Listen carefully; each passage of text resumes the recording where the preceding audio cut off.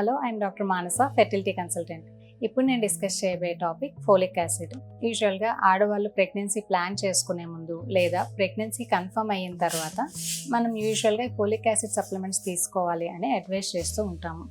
అయితే ఈ folic acid supplements ఎందుకు తీసుకోవాలి, వీటి యొక్క ఫంక్షన్ ఏంటి, ఇవి తీసుకోకపోతే ఎటువంటి రిస్క్ ఫ్యాక్టర్స్ అనేవి ఉంటాయి అనే విషయాల గురించి ఇప్పుడు మనం తెలుసుకుందాం. ఈ ఫోలిక్ యాసిడ్ అనేది ఒక ప్రీనేటల్ వైటమిన్ అనమాట.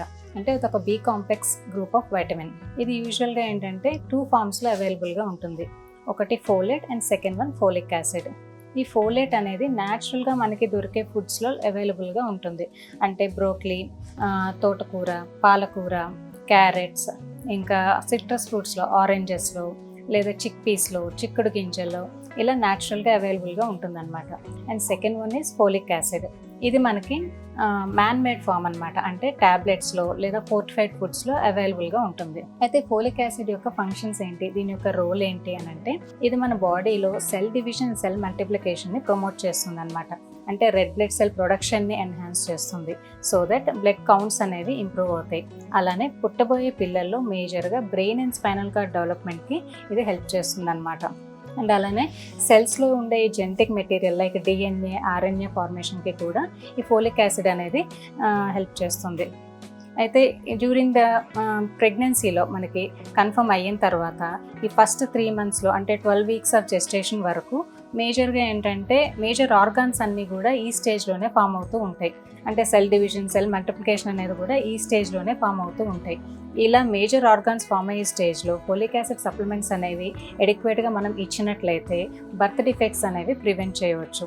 అయితే ఫోలిక్ యాసిడ్ సప్లిమెంట్స్ అనేవి సరిగ్గా తీసుకోకపోయినట్లయితే ఎటువంటి రిస్క్ ఫ్యాక్టర్స్ ఉంటాయి అని అంటే, డ్యూరింగ్ ప్రెగ్నెన్సీ అంటే ఒక ఆఫ్టర్ 28 days ఆఫ్ కన్సెప్షన్ తర్వాత పుట్టబోయే బేబీలో అంటే ఎంబ్రియోలో ఈ న్యూరల్ ట్యూబ్ అనే స్ట్రక్చర్ ఫామ్ అవుతుందన్నమాట.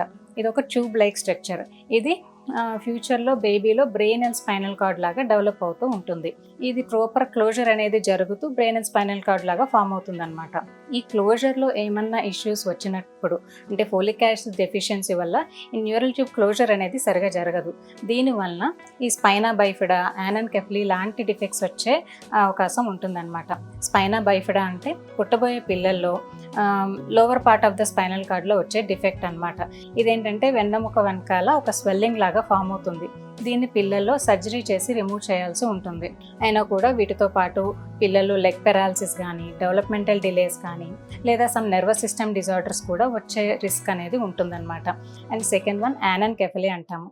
ఇది న్యూరల్ ట్యూబ్ క్లోజర్ అనేది సరిగా జరగనప్పుడు, అంటే అప్పర్ పార్ట్లో న్యూరల్ ట్యూబ్ క్లోజర్ అనేది సరిగా జరగనప్పుడు major part of the brain and skull అనేది ఫామ్ అవ్వవు ఇటువంటి పిల్లల్లో. సో ఇటువంటి పిల్లలు డ్యూరింగ్ ప్రెగ్నెన్సీ కానీ లేదా ఆఫ్టర్ డెలివరీ అయినా కూడా యూజువల్గా చనిపోతూ ఉంటారనమాట.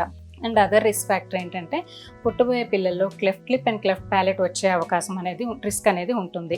Last one congenital heart disease అంటాము. అంటే పుట్టబోయే పిల్లల్లో హార్ట్లో హోల్ అనేది ఉండటం, ఇలాంటి రిస్క్ ఫ్యాక్టర్స్ అనేవి ఉంటాయి. అయితే ఈ ఫోలిక్ యాసిడ్ సప్లిమెంట్స్ అనేవి మనం సఫిషియెంట్గా ఇచ్చినప్పుడు ఈ మిస్క్యారేజ్ రిస్క్ కూడా ఆల్మోస్ట్ ఒక 20% వరకు తగ్గించవచ్చు. అలానే డ్యూరింగ్ ప్రెగ్నెన్సీ, ప్రీటైమ్ లేబర్ కానీ లేదా ప్రెగ్నెన్సీ ఇండ్యూస్డ్ హైపర్ టెన్షన్ అంటే బీపీ లాంటివి కూడా ఈ రిస్క్స్ అనేవి కొంతవరకు తగ్గించవచ్చు అనమాట. అలానే ప్లేసెంటల్ డెవలప్మెంట్కి కూడా ఈ ఫోలిక్ యాసిడ్ అనేది హెల్ప్ అవుతుంది. అయితే ఈ ఫోలిక్ యాసిడ్ ప్రిపరేషన్స్ అనేవి ఎలా ఉంటాయి అని అంటే, మనకి మార్కెట్లో డిఫరెంట్ ప్రిపరేషన్స్ అనేవి అవైలబుల్గా ఉన్నాయి.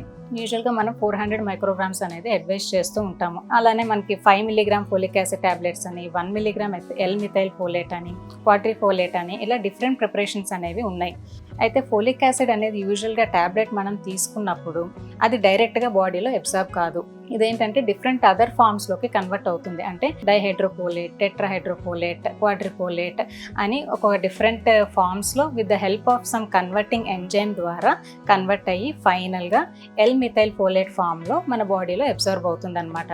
మోస్ట్ ఆఫ్ ద ఇండియన్ ఉమెన్లో ఈ కన్వర్టింగ్ ఎంజైమ్ అనేది డెఫిషియెంట్గా ఉంటుంది.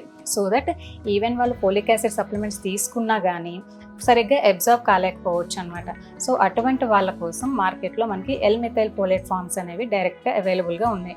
And another preparation quadrifolate. ఈ క్వాడ్రిఫోలేట్ ఫార్మ్ కూడా డైరెక్ట్గా అబ్జర్వ్ అయిపోతుంది. దీనికి ఏమి కన్వర్టింగ్ ఎంజైమ్ ఏమీ అవసరం లేదు. అండ్ బ్లడ్లో కూడా మ్యాక్సిమం అవైలబిలిటీ కూడా ఉంటుందన్నమాట. అయితే కొంతమందిలో ఈ ఫోలిక్ యాసిడ్ సప్లిమెంట్స్ అనేవి హయ్యర్ డోస్లో ఇవ్వాల్సి వస్తుంది. లైక్ ఎవరు అంటే ప్రీవియస్గా ఏమైనా న్యూరల్ ట్యూబ్ డిఫెక్ట్స్ ఉన్నా, లేదా ప్రీవియస్ హిస్టరీ ఆఫ్ మిస్క్యారేజ్ ఉన్నా, లేదా ప్రీవియస్గా ఏమైనా అబ్నార్మల్ చైల్డ్ ఉన్నా, లేదా మదర్కి ఏమన్నా హిస్టరీ ఆఫ్ సీజర్స్ ఏమన్నా ఉన్నా, లేదా ల్యూపస్ లాంటి డిసీజెస్ ఉన్నట్లయితే మనం మదర్కి అంటే ఫోలిక్ యాసిడ్ డోసెస్ అనేది కొంచెం ఎక్కువ ఇవ్వాల్సి ఉంటుందన్నమాట. సో యూజువల్గా ఏంటంటే ప్రెగ్నెన్సీ ప్లాన్ చేసుకునే ముందు ఒక 3 months ప్రేయర్గా, లేదా ప్రెగ్నెన్సీ కన్ఫర్మ్ అయిన తర్వాత ఒక 3 months వరకు ఈ ఫోలిక్ యాసిడ్ సప్లిమెంట్స్ అనేవి ఖచ్చితంగా యూజ్ చేయాలి. సో ఇలా మీరు ఎడిక్వేట్గా ఈ ఫోలిక్ యాసిడ్ సప్లిమెంట్స్ తీసుకున్నట్లయితే మీరు ఒక హెల్దీ ప్రెగ్నెన్సీని పొందగలుగుతారు. బర్త్ డిఫెక్ట్స్ని కూడా ప్రివెంట్ చేయొచ్చు అనమాట. Thank you.